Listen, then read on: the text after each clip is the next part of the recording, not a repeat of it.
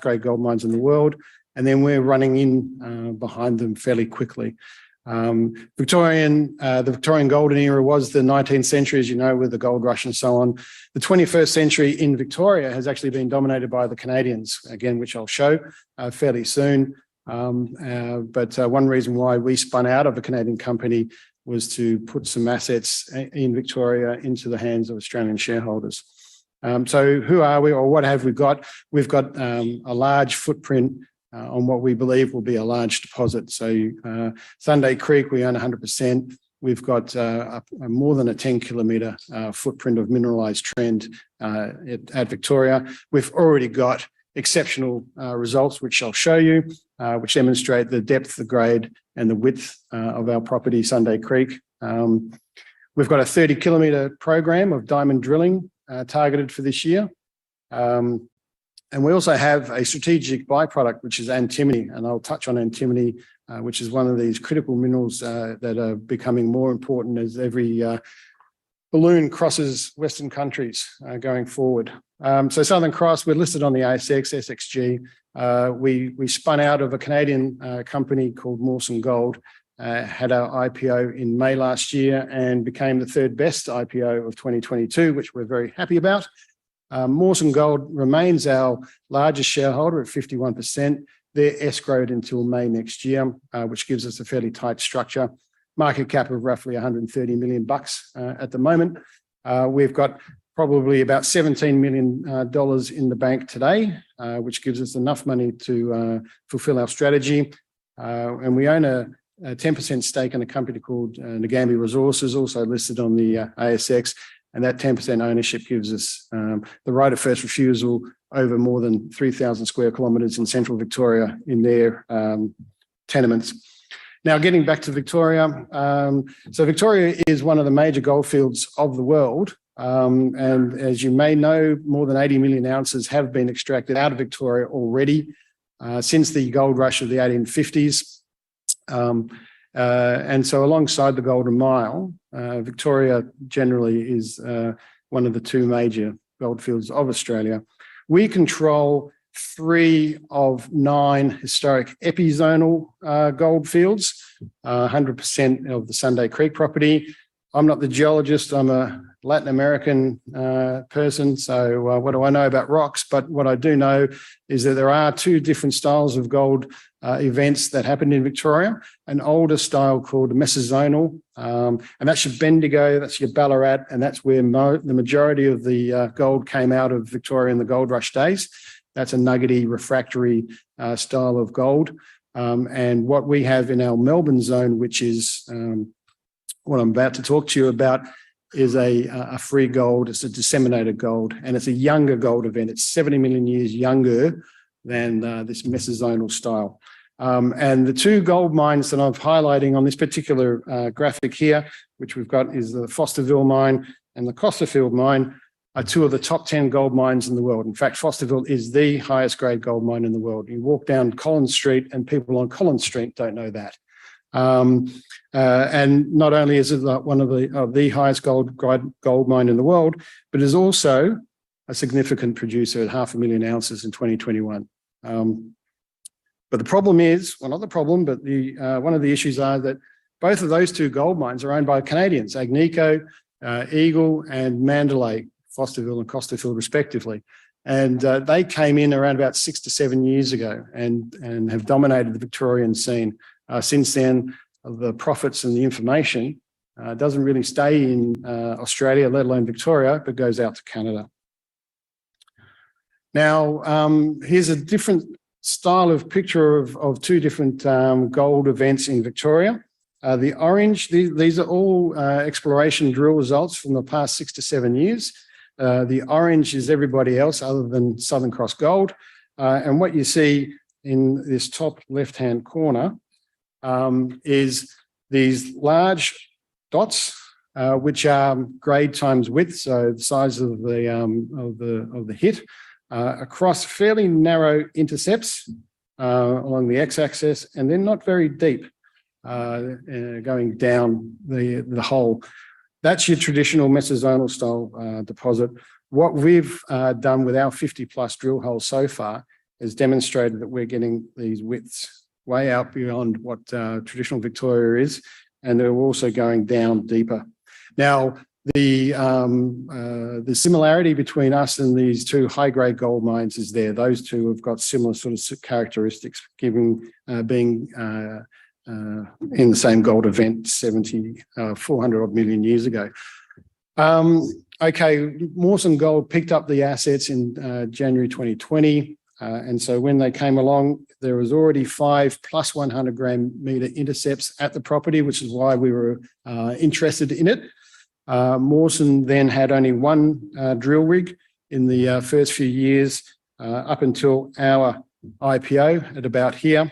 It was also drilling the other 2 properties that we've got, which I'll quickly touch on. So we still got ourselves, or Mawson got 6 intercepts in that period. But then as we IPO'd in May last year, you can see that we have increased the speed of the drilling because we now have 3 drill rigs on site. But the important thing is in the last 2 months of last year, we really started hitting these high-grade intercepts consistently as the geological team have become more knowledgeable on the style of the deposit, the structure of it, and know where to hit those big intercepts. Just another way, each time we put out a release with 100+ gram meter intercept, we were getting on this minor deck top 10. Maybe some of you have seen it before.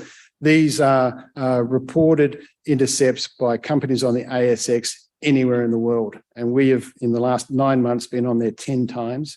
So this is stacking up on a global fashion as well. Now, this is where we get into the 3D model. Okay, so just again, a bit of regional geology.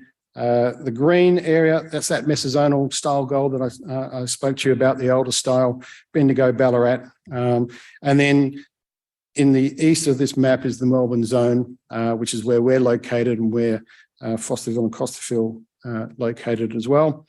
If we go underneath, the structure that is feeding into the Melbourne zone is this area here called the Selwyn block. And that's basically just the source of all the fluids that are coming up to create these epizonal style gold fields. So now we're just going to zoom into the region a little bit more. The yellow dots are, again, older style mesozonal occurrences in central Victoria. And the blue are the epizonals. Now, I'm going to be talking about this particular deposit down the south. That's Sunday Creek, which we own 100%, where we've been doing all our drilling. We do have 2 joint venture properties, Redcastle and RIU. And as I mentioned, they're with joint venture with Ngambie. And as I mentioned, we own 10% in Ngambie. And so this particular area out here is the southern part of the 3,000 odd square kilometres that we've got of right of first refusal over the Ngambie tenements. Again, just taking out those yellow mesozonal style occurrences, we're now left with the epizonal style. So as I mentioned, there are 9 historic epizonal gold fields in Victoria. We control 3 of them, and 2 of the other 6 are the Fosterville, highest grade gold mine in the world, and Costerfield, 7th highest grade gold mine in the world. Costerfield being quite literally 2 kilometres away from our Redcastle joint venture property. But I'm going to concentrate on Sunday Creek, where we're doing all our drilling at the moment. And so we own this 100%. And there are 2 trends within that cut across the property, but I'm just going to worry about the Sunday Creek trend.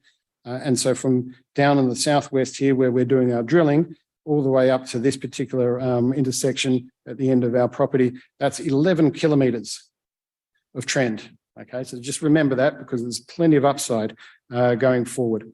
We're drilling in just 800 metres down the southwest. So as we zoom in, this is a LiDAR. Some of you may have heard about LiDAR. It cuts through topography, so you can see the actual, it cuts through the forest, so you can see the topography of the land. And also we've been doing soil samples. We've done over 1,000 soil samples across that 11-kilometre stretch. As I mentioned, I think I mentioned, we own the freehold actually of the drilling area. that we are operating at the moment. And that freehold that we own is roughly that area there. Next door to us is a family that own a quarrying business, so they generally understand the mining sector. And then the rest of it, all the way up here along that 10-kilometre stretch, is state forest government owned. So in other words, in that 11-kilometre area, there's 3 landowners. We know all 3 landowners. We like all 3 landowners. We get along with all 3 landowners at the moment. We get to drill 12 months a year, and we can drill wherever we want, pretty much anywhere we want. The Victorian government, surprisingly, is very progressive in exploration permitting. So long as we don't cut any tree, it's, as I said, mainly state forest, so long as we don't cut any tree which is any bigger than our arm, then we're allowed to go wherever we want, giving them 2 weeks advance notice. So I'll now just zoom in to our drill area as it is today. I've got 1.2 kilometres here. Essentially, though, we are drilling in about an 800-metre area from west to east. And now, if I get to be a bit tricky, I'm going to zoom in a bit. What I mentioned is that we've got 11 kilometres of stretch, east-west breccia zone, cutting across them northwest structures, and that are these little areas. Oops, sorry. These little areas here is historic mining where these northwest structures hit across the east-west host rock. 50 holes drilled already, 9 holes in the assay lab, which are the yellow. A couple of drill results just very quickly. Down here, we've got 5 metres at 36 and then 36 at 7. I could go in, but I'm losing time. Very quickly, we have 25 vein sets in this particular area, which you can see here in the yellow. So, and they're all that northwest trend, which is where all the mineralisation occurs. The green is the host rock. This is the breccia dike that we have that cuts across the entire property. All the mineralisation happens within that rock as those northwest structures come across it.